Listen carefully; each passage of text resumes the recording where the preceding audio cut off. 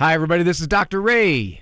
You are listening to a least worst of. The doctor is in. We have no best of, but this is truly one of our least worst. Nice to have you with me here on The Doctor Is In. You have always been a voice of reason through all of this. Appreciate your time, what you're doing for America. I give you advice, and it doesn't work at all. You are definitely not inept by any means. I like to hear women say that about me. Whatever advice you're going to send my way, I am 100% taking it. I can't tell you what to do. I will not tell you what to do. Okay. Well, thanks. That wasn't the answer I wanted. Are you kidding me? Great stuff, Dr. Ray. I'm glad I called. I've scheduled my day around listening to your radio show. You don't have to laugh so hard. Now, from the studios of Living Bread Radio Network in Canton, Ohio, the hometown of Mother Angelica, here's Dr. Ray. It's official. I am the only host in all of Catholic media that can take days off your purgatory, because I can be so irritating to listen to. And there are times when more days are taken off with a sentence or two than a whole segment. Now, you have to keep listening, and there's probably a certain amount of irritation that is necessary. Not outright hostility, just agitation, discomfort. And if you're saying, well, I don't like it, but okay, I'll be supportive, that we don't know how that exactly translates into what's taken off your purgatory time, because there's no time in eternity after death, but we'll just kind of say that there is some lessening of your purgatorial examination, fire, whatever we might call it. Nice, very nice to have you here. Program is The Doctor Is In. You're not really here. You could be anywhere, but it's delightful to have you listening to however much you do, whether it's a couple of minutes because you're in your car, whether you have just kind of shot through your radio selections, you put it on Seek, and it stopped right here. I appreciate that. Appreciate that very much. Program is The Doctor Is In. I'm a psychologist. What kind? There's all kinds of psychologists.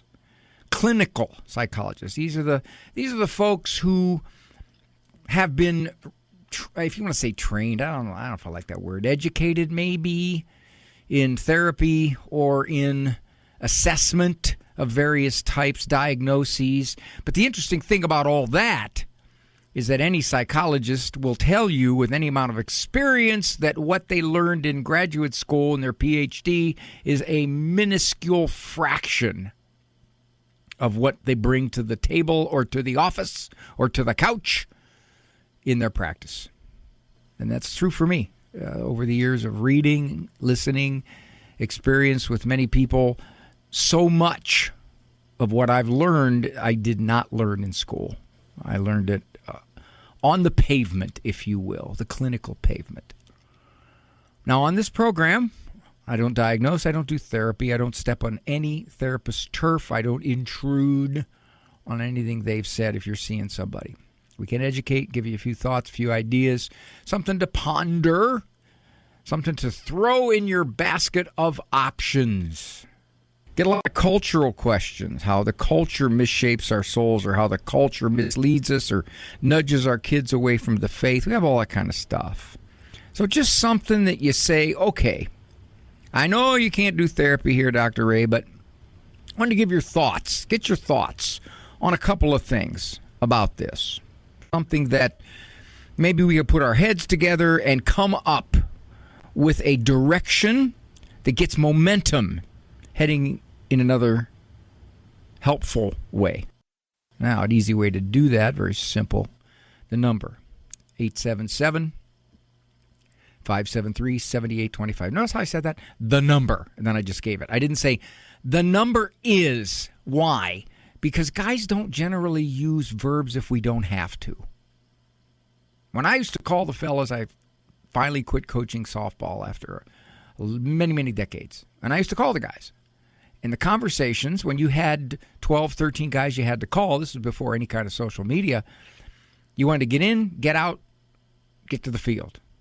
So I'd say, Ronnie, practice. Mason, 3:30. See ya. That's it.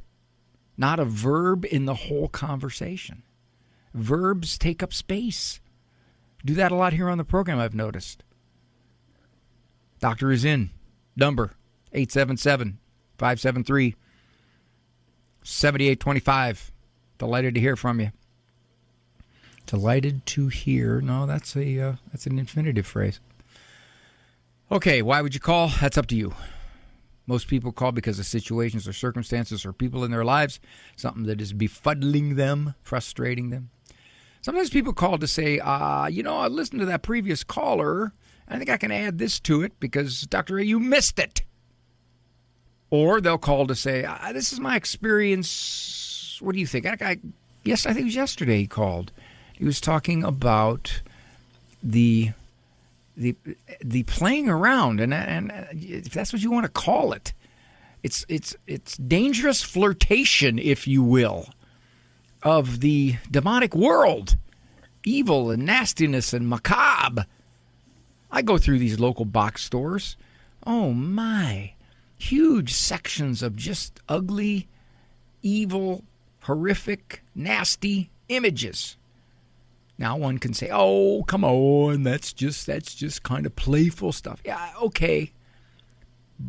But correct me if I'm wrong, and you won't. There is just a certain preoccupation with it that is just everywhere. Everywhere. And to see that stuff right next to the Christmas stuff. You know, Christmas used to start after Halloween. No, not even after Halloween. It used to start after Thanksgiving. Well, now we got Halloween bumping into Thanksgiving, bumping into Christmas. Pretty soon it's going to be bumping into Groundhog Day. Great movie, by the way. Great movie. 877-573-7825. The monologue I was going to do is, I think, a great, great logic problem with the Bible if you're not Catholic. And that particular piece, my son who handles my Instagram and Facebook page, put that up there, and it received many, many hundreds of thousands of views. And I think it's because it touched into something where folks said, I never looked at it that way. I never thought about that. Now, of course, there were those people who said, you're an idiot, whoever you are, Roy Ganuti. But in fact, by and large, it went viral several times. I'll do that one in the future. Right now I'm going to do this one. It's much more brief, then I can get to your calls. If I were to someone who maybe particularly was not Catholic, someone who said things like, well, you've had bad popes. You've had popes that have had mistresses, or you've had popes that have been rapscallions. And there have been a handful of those, but the interesting thing is that no doctrine was ever changed. But that's aside. If I were to say, what if we had a pope who said, in public, adamantly, no doubt, as a matter of fact, repeated himself, I now believe that Jesus is not God. I now believe that I really want to have no association with him. I don't even know him. Would that be enough for you to look at the Catholic Church and declare it invalid? Talk about confused popes, huh? And I'm talking also to you who in many respects are too quick to second guess the popes.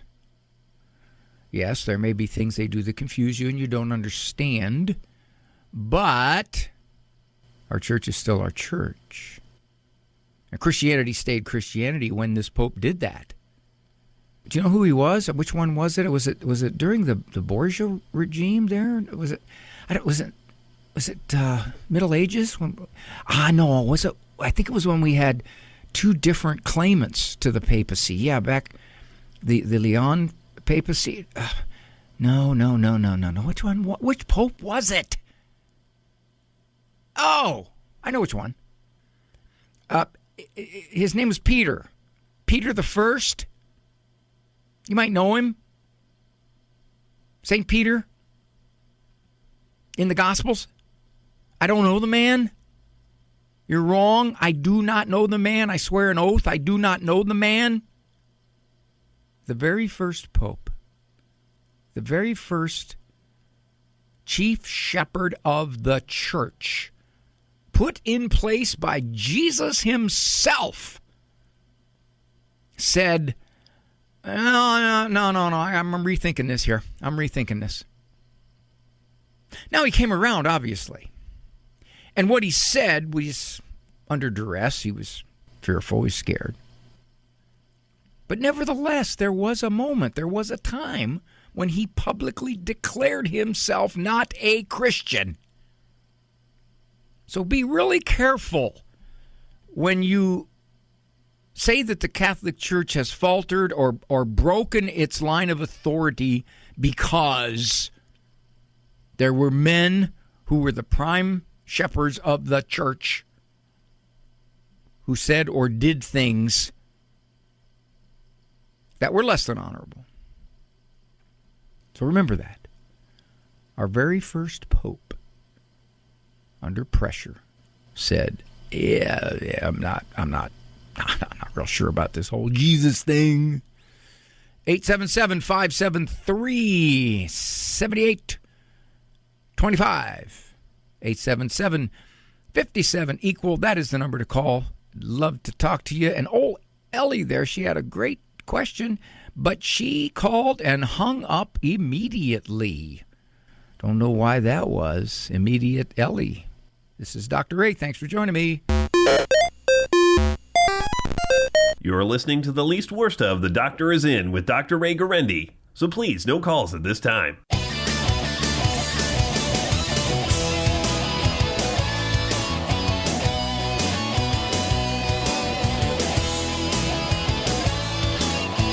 Doctor Is In embarking upon its pre-holiday fitness program for dealing with difficult relatives who live 9 states away and are coming into town.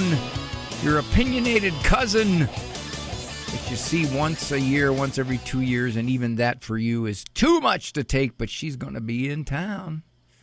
And you're going to find out just how much she doesn't like the way you look at things. Renee from Texas is calling. Hi, Renee. Hey, how are you, Dr. Ray? Doing good, thank you. Good to talk with you. Thank you. Well, now that we're both doing good, I'm just going to hang up then. Oh, well, okay. Okay. Well, I'll see you the next life. All right. Thank you, dear. What's going on in your home? Okay, so I married a man in a Catholic family, okay? My youngest sister-in-law converted to Islam because her boyfriend. And now we're all grown up. She lives in Turkey. She has 6 kids. My mother-in-law was on her deathbed, and so she came along with her oldest son, Abdullah, who is 18 and is now, I don't want to say married, but I don't understand the whole matter. It doesn't matter. My problem is, so my question is, how can I talk to them? We don't know all the rules and regulations about Islam, the do's, the don'ts, the hugs, the no hugs. I know I was looking up, it's called Mahram or something, but our family, our local family here is having trouble figuring it out. And I just wanted, how would we go about asking them, okay, what is okay and what's not okay? In a way, I think that's not right because, I am his aunt by marriage, not by blood. Is he living with you? Oh, no. Oh, okay. No. They live in Turkey, but they're just here because my mother-in-law passed. Okay, so they're here for a week or two? Yeah. Okay. What do you need to know? I'll put it this way. So my girls have seen him so we've only seen him like twice in their age at all, because they moved away, Malaysia and then Turkey. So they don't get around very often, and we are not we don't understand the Islam culture very much, obviously.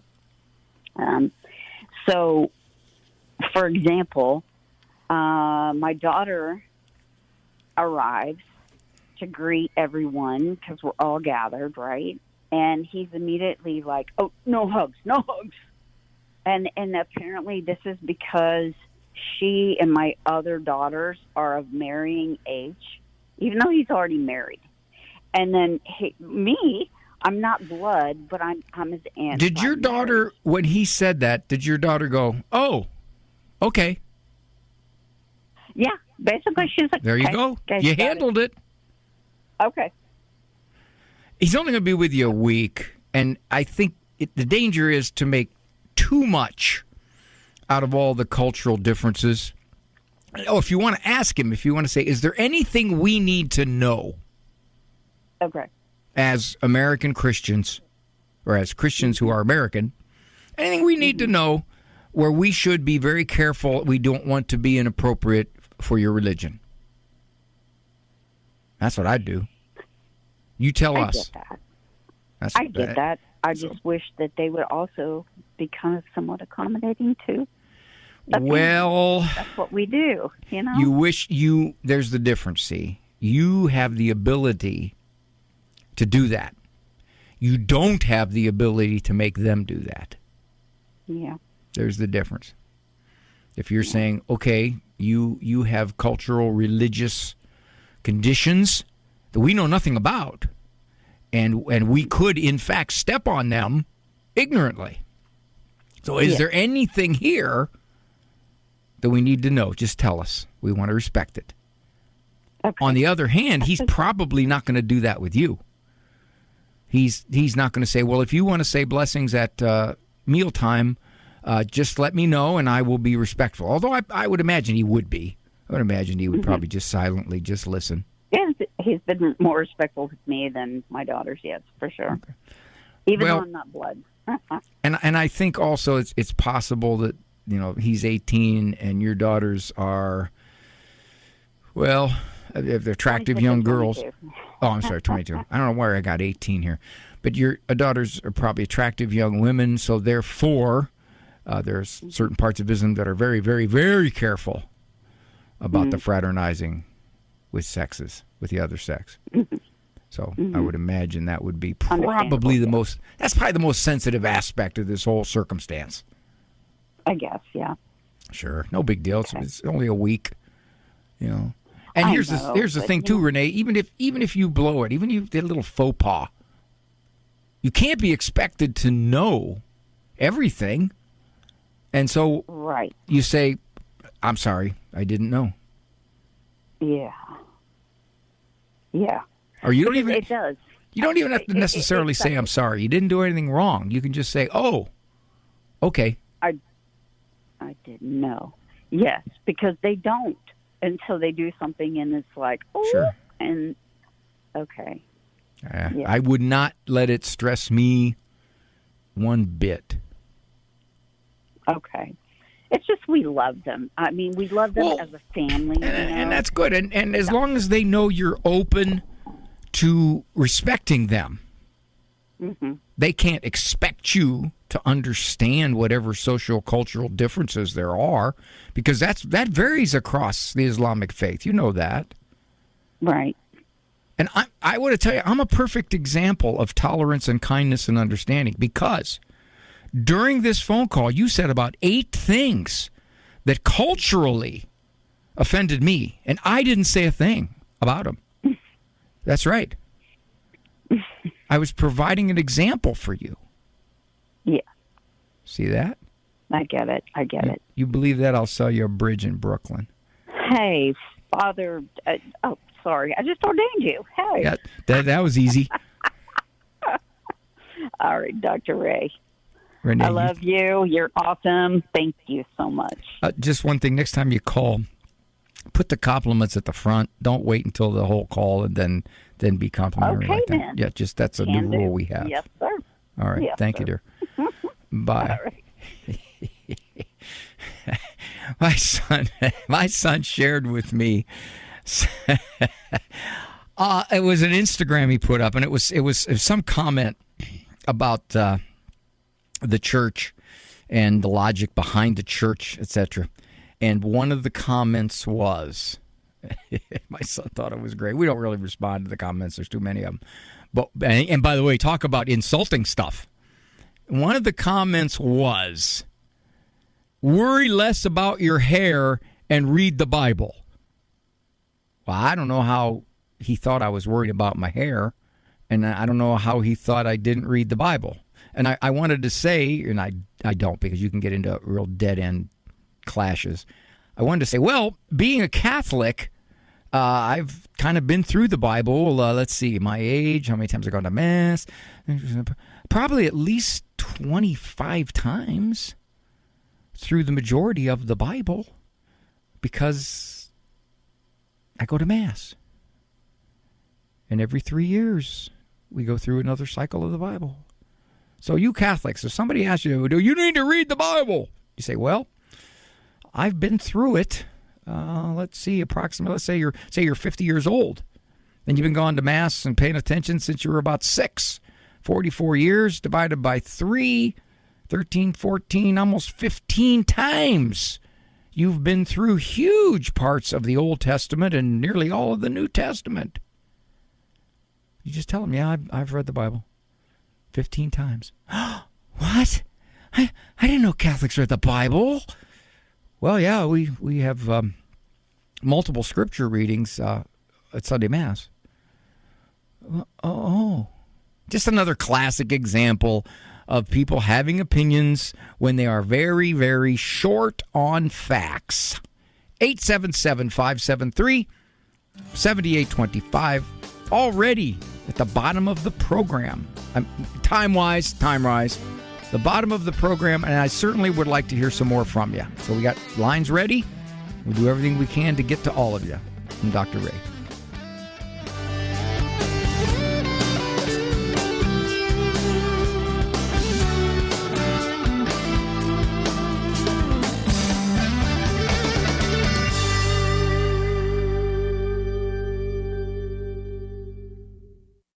This is Life News Radio. I'm Jim Anderson. Justice Clarence Thomas is showing why opponents dread him so fiercely. Honoring the University of Texas at Austin's new Civics and Western Civilization program, Thomas lumped progressives from Woodrow Wilson to Mao Zedong and Hitler together. He says progressivism seeks to eliminate the key contentions of the U.S. Declaration of Independence, the nature of rights, and that they are derived from God. The Federal Trade Commission is being urged to address deceptive trade practices by abortion drug companies, saying that the FTC has powers to hold such companies to their obligations under law. Indiana Senator Jim Banks says companies that profit from abortion drugs should be honest about their risks. This is Life News Radio. If you or someone you love is hurting after abortion, this is for you. A Rachel's Vineyard retreat is therapy for the soul. Many participants who have been trapped in anger toward themselves and others experience forgiveness. Peace is found, lives restored, a sense of hope and meaning for the future is finally rediscovered. If you or someone you love is hurting after abortion, visit rachelsvineyard.org or call 877-HOPE-4-ME. A new book from a leader at the Federalist says liberal Supreme Court justices, shaken by the prospect of Roe v. Wade ending, delayed their dissent in the Dobbs ruling. Molly Hemingway says doing so left the other justices vulnerable to heightened threats, seeking to change the outcome. And another sanctuary county for the unborn is Lynn County, south of Lubbock, Texas. Abortion practice is a crime, and use of key roadways for abortion trafficking or disposal is banned. For pro-life headlines delivered to your email address daily, sign up at lifenews.com. This has been Life News Radio. You are listening to the least worst of The Doctor Is In with Dr. Ray Guarendi. So please, no calls at this time. Thank you for joining me here in The Doctor's In. One quick item of business. I think reports are out of Ann Arbor that the 4 tapings next week, October 28th and 29th, Tuesday, Wednesday at Russell Videos, the audience is full in their waiting lists. I don't have the official numbers. But I will say this, rather sadly, I will say that there is a certain amount of people who don't show. I don't know always why that is. I'm sure things come up. But I hope it's not because they say, well, it sounded pretty good when I signed up, but now I'm kind of tired and I just don't feel like going. That's not good. That is not good because we count on numbers in the audience for various reasons, and we feed you in between the shows. So all of that depends upon reliability. You say you're going to be there, you got to be there. Now, we topped it out at 70 people. As far as I know, all 4 shows have topped out. Now, that may or may not be, so look into it. And, well, here's what you could do. You can come anyway. And, in fact, if it's too crowded and we can't seat you, then if you're kind enough, you just simply say, well, okay, I'm going to go. Or you hang around for the second show. Got a show at 5:30 and 7:15. And likely, you'll get a seat. Because, unfortunately, there are those folks who said they're coming who don't come. So, I can't personally understand that, you know. You want to be on EWTN television? You see your face, your mug right there. We've had a lot of people say, I saw you on TV. Juliet from Georgia. Hi, Juliet. What a pretty name. Pretty name. Hi, Dr. Ray. I wish I was able to go to one of your shows, but financially and I cannot go. Well, you're pretty far away there, Juliet. You're in Georgia. You know? Yeah. I've been to EWTN a couple of times, but that was it. Well, thank you for the call, dear. So you got a 16-year-old son who's yes. Is he getting bad grades? Well, he's in 10th grade, and the main classes, I think, is biology and, of course, ELA, literature. And for 9th grade, he was in a Catholic school. So he got withdrawn, and now I have, unfortunately and sadly, had to put him in a public school just for now. And I told him, to do his best, especially in those 2 classes. The good thing about the public school is that they provide the assistance, the after school and all that. And I told him to take that advantage and the opportunity to do that. But I was giving him some little advice 2 days ago. And I told him, ask your teachers for help and, they're there for you. I have emailed them and they told me the same thing. And you know what he said? He was like, I know I can do that, but I'm lazy, Mom. And I'm like, oh. So I was like, yeah, but don't be negative, because if you keep that in mind that you're lazy, like all the time, and you're not gonna have that effort to do what you need to do. Juliet, you have told him, you've tried to persuade him why it's important for him to put a little more effort into this. And he tells you, yeah, Mom, I hear you, but I'm not exactly the most motivated guy. And so you're asking me, is there some better way to get through to him? Is that what you're saying? Yeah, and you know what? I started reading the book that you wrote, The Standing Strong, The Good Discipline Makes. I'm almost halfway there. Mm-hmm. Well, there is stuff there on school performance there. There's a question there on school performance. Look it up. Okay. It's right there. It'll tell you how to deal with these underachievers who have the ability. But let me offer you this. And she's a pretty smart kid. It's just I'm a single mom, and it's been always him and me, and sometimes a little tough. Let me make this real quick. I'll make it real quick. Does he have a smartphone? Okay. No, but he has an iPod. That's all he has. He asked for a phone recently. Does he need that iPod for school? Well, he only uses it for music, and he doesn't have internet and anything like that. Does he listen to music on it? Yes. See, here's I think where you're getting tripped up. You think that if you just were more clear, more reasonable, he would agree and he would say, oh, now I got it, Mom. I see what you're saying. Of course, I'll put more effort into my work. Highly unlikely, Juliet. Not because I know your son, I'm just going by the numbers, that by and large, when kids don't perform up to their ability at school, all the reasoning in the world doesn't move them. You are going to have to use some leverage. You may have to say, son, your grades have to be at a certain level. Let's say, for example, you want proof of what grade he has in each class on a Friday. He writes down the grade and he gets the teacher to sign it. And in your condition is it's got to be B or A. You said he's got the ability, so therefore A or B. And it ain't that hard to get A's and B's anymore in school because it's a grade inflation. Right. That means if he doesn't, comes home with a C or a D because he's not turning in the work, that for the next week, he doesn't have that iPod. And he doesn't have the... I tried that one time. One time. You hear what you just said there? One time. I tried that one time. He exploded, and I had to talk to the priest, and... Well, now you just added a big element, my dear. You added a huge element, which is I tried to discipline him. I tried to put conditions upon him, and he got so mad that I didn't know what to do. Yeah. On one hand, if he just gets mad, well, he just got mad. On the other hand, if he gets mad and he punches a hole in your wall, or he cusses you out, or he takes off, you got to decide what you're going to do about that.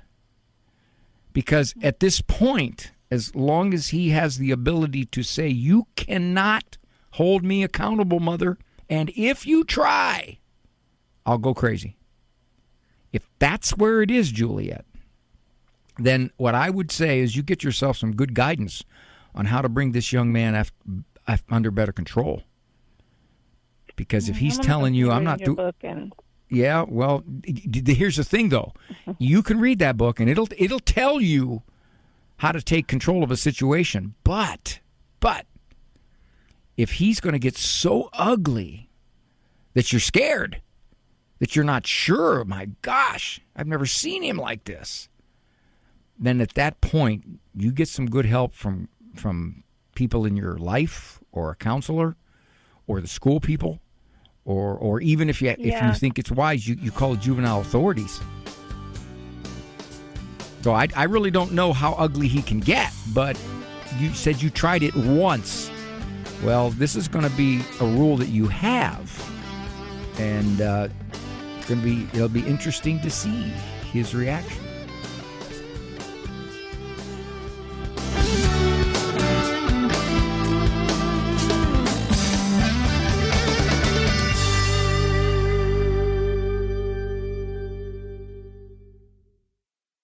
You're listening to the least worst of The Doctor Is In with Dr. Ray Guarendi, so please, no calls at this time.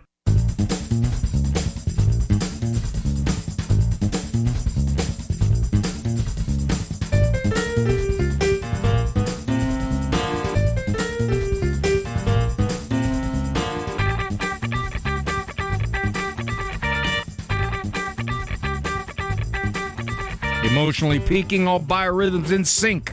Aligned with Jupiter and Mars, pegging the IQ needle at 134 for brief sentences. Today is Renee Day. We're just taking calls from Renee. Well, actually, we'll take calls from other people too, but the Renees are calling in, and this is Renee from Omaha, Spirit Catholic Radio. Hi, Renee. Hi. I know, it's not a very common name. Well, I think you should spell it Raynee. I think that would be a nice touch. Oh, it actually is spelled a different way, but mine is Ranae. Oh, how did that happen? See? The one time my parents were creative. They wanted to give you a one-of-a-kind name. I guess so. That's actually... Oh, go ahead, sorry. All you got to do is just add a Y in there. It wouldn't take much of a change. Oh, there, Yeah. see? Then it would be even better, huh? Think about it. Think about it. Okay. To your situation, how'd you have this falling out? What happened all those years ago with your aunt? So I'm an only child, and I have 4 kids of my own, 2 of whom are in college. And my dad has one sister who she's kind of like saccharine. Very, very, very sweet, but it's not real, if that makes sense. I've always felt like she had some sort of weird competition between my cousin and me. We're very close in age. Which your cousin is her kid. I take it your cousin is her kid. Yes, my cousin is hers. Right. Yes. But we actually live. She lives about 7 hours away from us. But 3 years ago, my dad was very sick. He was 6 weeks in the ICU, and then about 3 months recovery after that. So being an only child, my mom and I were very busy with that. And I was sending updates to the family, and in fact, would send hers a different way because she didn't receive through the same way that everybody else did, texting-wise. And she sent me a text that was meant for my cousin, saying that she can't stand me. I don't understand what I don't understand what she's going through. She hates stupid people and just wants to smack me.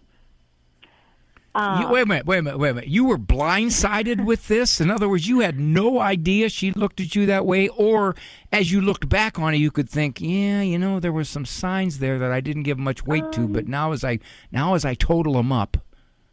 I always kind of saw it, but she just, so I responded and said, I think you meant to send this to someone else. And then just of course not me. And then I called her and to give her an opportunity to kind of straighten that out. Yeah, and, not much to straighten out there, dear. Pretty clear.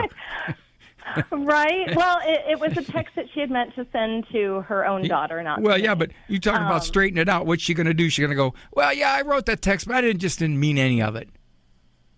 Well, I knew she was frustrated at the time, and though I was sending daily updates with my dad and his condition, how he was doing, that just wasn't quite enough for her. She wanted me to call, and she wanted me to do all of these things. And so you weren't acting like she liked. You were not acting like she liked. And so it's been years since you've had any contact with her? It's been 3 years. 3 years. Because she doesn't live nearby. No calls, no texts, no hello, no happy birthday, no Merry Christmas, nothing. Probably a Christmas card, those sort of generic things, but nothing personal.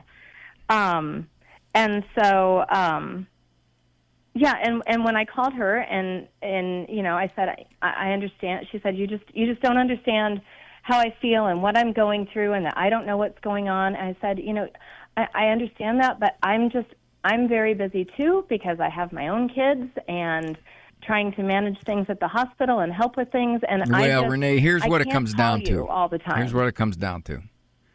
You dissed her.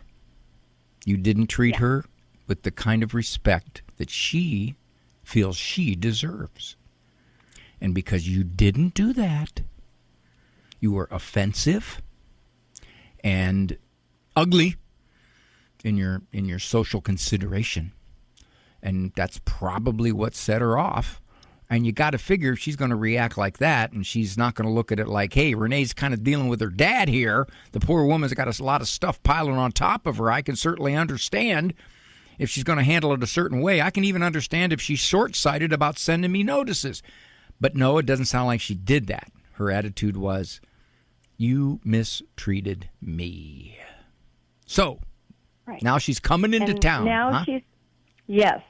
She's coming into town, and I mean, really, I don't wish her any ill will or anything like that, but I don't want to be duplicitous and go over and act all nice and sweet when I don't mean it. I don't. All right. I don't Hold really on a second, my to. dear. You So- are falling prey. You are falling prey to psychological misconception number 103, subsection paragraph 3B, which is you are not being an authentic person if you fake it.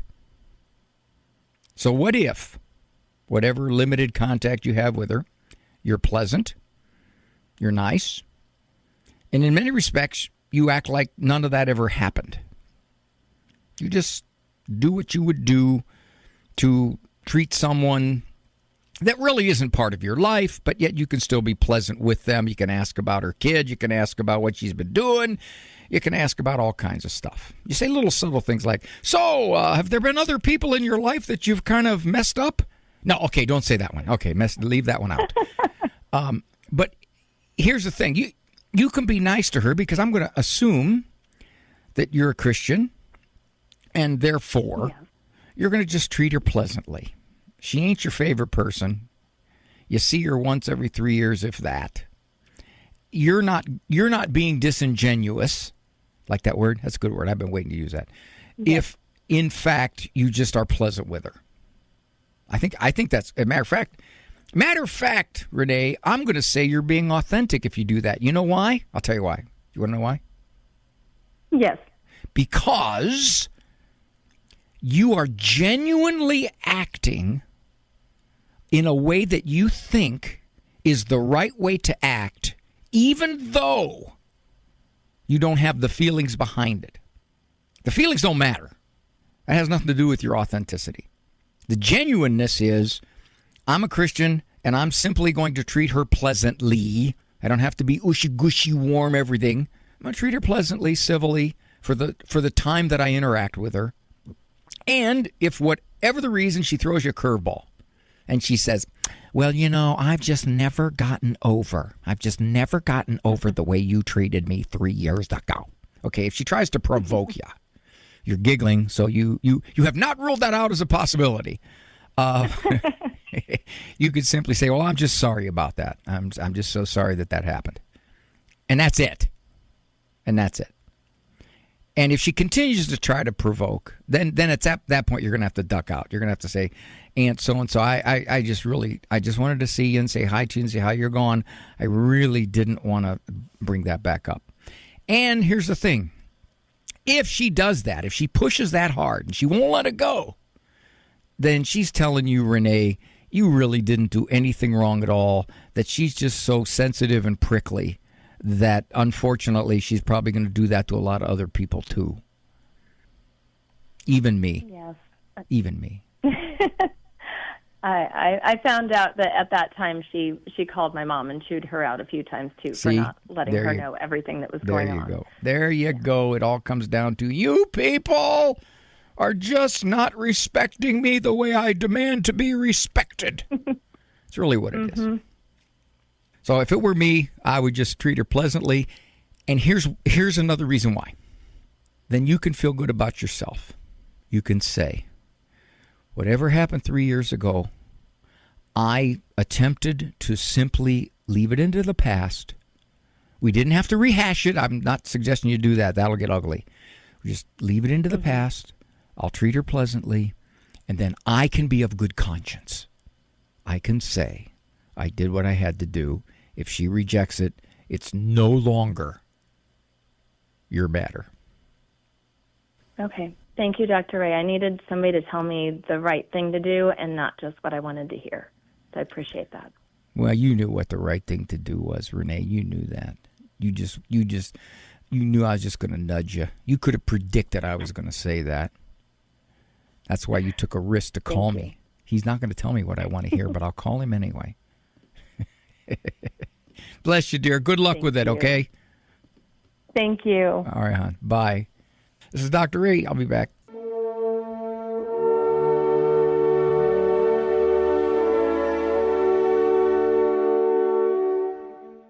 You are listening to a least worst of. The Doctor is in. We have no best of.